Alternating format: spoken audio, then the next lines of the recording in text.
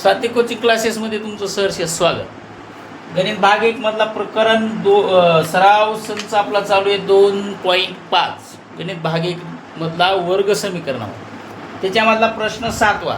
त्याच्यात तुला असा प्रश्न विचारलाय का प्रत्येक वर्ग समीकरणाची मूल्ये वास्तव व समान असतील तर के ची किंमत काढ। आता के ची किंमत काढण्याच्या अगोदर पहिला प्रश्न तुम्हाला इथे विचारलाय 3y चा वर्ग अधिक ky प्लस 12।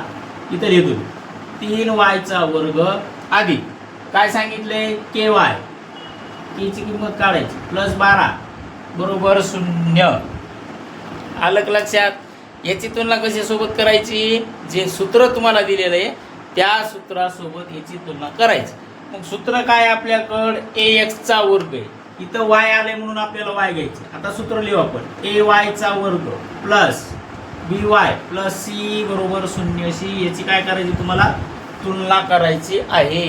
मग तुलना केल्यानंतर तुला काय करायचंय ए बी सी यांच्या वेगवेगळ्या किमती तुमच्याकडे दिलेल्या असतील, त्या किमती तुम्हाला व्यवस्थित मांडून घ्यायच्या आहेत। आता इथं ए ची किंमत किती आली तुमच्याकडं, ए ची किंमत आली 3 का इथं 3y दिले तुला बरोबर, 3y दिले म्हणून ए ची किंमत तुमच्याकडे आली 3।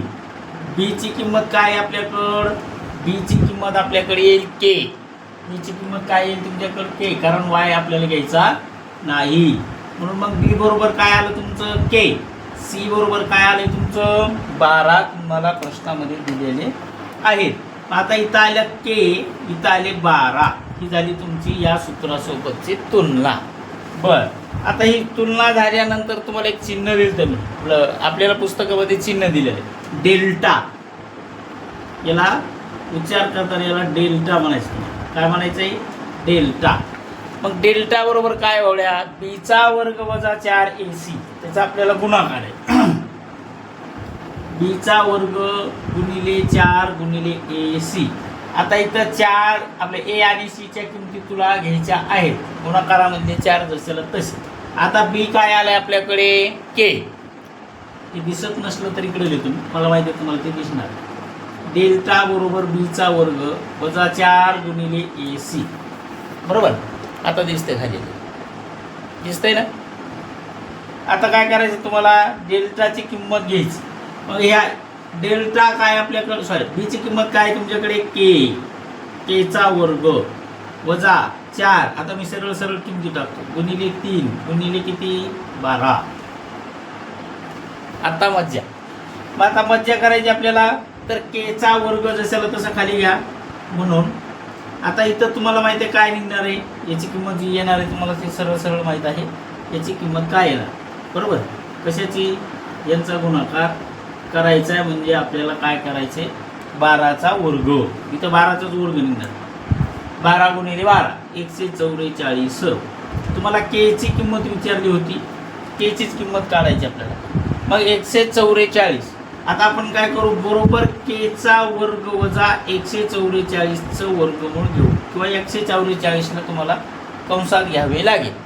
मग कंसात जर घेतलं तुम्ही तर याचं वर्गमूळ काय येईल 144 चं तुम्हाला काय काढायचंय वर्गमूळ काढायचं आहे। मग आता इथं काय लिहिलं मी मग दिलं तसं इथं फक्त बरोबर घ्या, इथं के चा वर्ग घ्या वजा। आता वजा काय करायचंय कंसामध्ये वर्गमूळ जर आलं तर वर्ग कंसाचा घ्यायचा। आता आपलं उत्तर आले के बरोबर 12। पण कोणते 12 बरोबर, आता के च्या 2 किमती येणार आहेत कारण गुणाकार झाला पाहिजे। मग म्हणून के आपल्या सॉरी डेल्टाची राहिली किंमत काढायची का डेल्टा बरोबर के प्लस 12 एका ठिकाणी येतील म्हणजे एका कंसात आपण याला घेऊ कंसात घ्या जाऊ सगळ्यात सोपं, तुम्हाला सोपं मला सोपं म्हणजे काय गुणाकार 144 पुन्हा आला पाहिजे। म्हणून काय करू के प्लस 12 एका कंसात आणि दुसऱ्या कंसात के वजा 12 12 गुणिले 12 चा वर्ग 144 आला पाहिजे बरोबर। डेल्टा बरोबर आपल्या आल्या 2 किमती कोणकोणत्या, एक आली अधिक 12 एक आली वजा 12। आपल्याला काय सांगितले मुळे वास्तव व समान पाहिजे होती, त्याची मुळे वास्तव व समान आहेत। मग आहेत का हो का किमती सारख्या आहेत। मग जर त्याची मुळं वास्तव व समान असतील तर आपल्याला पुस्तकामध्ये वेगवेगळ्या प्रकारचे चिन्ह लिहिले. मग आपल्याला इथं घेऊ डेल्टा बरोबर 0 आणि इथं लिहू मुळे वास्तव व समान आहेत. तुम्ही लिहा पूर्ण व समान एवढंच आहे. बघा असं वास्तव व समान आहेत हे तुम्ही लिहायचे. झालं का? पुढचा प्रश्न म्हणजे याच्यातला दुसरा बघायचा. आता हे सूत्र असंच ठेवतो, किमती अशाच राहणार आहेत आपल्याकडं. सॉरी, हे प्रश्न चेंज करा, सूत्र जशाला तसं ठेवतो. तुम्ही पुढचा प्रश्न लिहून घ्या. आता आपण नंतर काय करू, डायरेक्ट किमती भरायला सुरुवात करू. लिहून घ्या. बघा लक्ष द्या रे. प्रश्न दिला आहे के एक्स कंसात के एक्स वजा 2 अधिक 6 बरोबर 0. याला काय करायचे आपल्याला, दोघांचा गुणाकार अगोदर आपण करून घेऊ. गुणाकार करताना तुम्हाला काय करायचे ते बघा. बरोबर. आता अगोदर काय दिले आपल्याला, के एक्स म्हणून इथे एक्स गुणिले एक्स एक्सचा वर्ग येईल आपल्याला. के एक्सचा वर्ग. दोघांच्या मधात गुणाकाराचं चिन्ह होतं, आपण घेऊ वजा. आता 2 न के एक्सला गुणलं तर येणार आपल्याकडे वजा 2 के एक्स अधिक 6 जशाला तसे होते आपल्याकडे. 6 जशाला तसेच राहणार. मग 6 जशाला तसे बरोबर 0. आता याची तुलना तुम्हाला कशासोबत करायची, ए एक्सचा वर्ग अधिक बी एक्स अधिक सी बरोबर 0 सी. मग आपण घेऊ ए एक्सचा वर्ग अधिक बी एक्स अधिक सी बरोबर 0 सी तुलना करून. मग करा. आता ए बरोबर किती किंमत यायला लागली तुमच्याकडं, ती किंमत आपण अगोदर काढून घेऊ. ए बरोबर काहीच नाही, इथं के दिलेलं आहे, मग आपण घेऊ के. बीची किंमत काय आहे तुमच्याकडं 2 के, कारण एक्स आपल्याकडे आहे. आणि सीची किंमत आली 6. किमती भरता आहे तुम्हाला व्यवस्थित. बघा पुढं काय करायचं तुम्हाला. आता आपल्याला सूत्र दिलेले डेल्टा बरोबर बीचा वर्ग वजा 4ac. मग हे सूत्र इथं घेऊ. डेल्टा बरोबर बीचा वर्ग वजा 4 गुणिले ac. डेल्टा काय आपल्याकडं इथं घ्या 2kचा वर्ग वजा 4 गुणाकारामध्ये ए काय तुमच्याकडे के, सी काय तुमच्याकडे 6. बरोबर. याची किंमत केच आहे आपल्याकडे. मग आता 4 गुणिले जी काय किंमत तुम्हाला दिली आहे ती. मग आपण काय करू, 2kचा वर्ग 4 2चा वर्ग किती 4kचा वर्ग.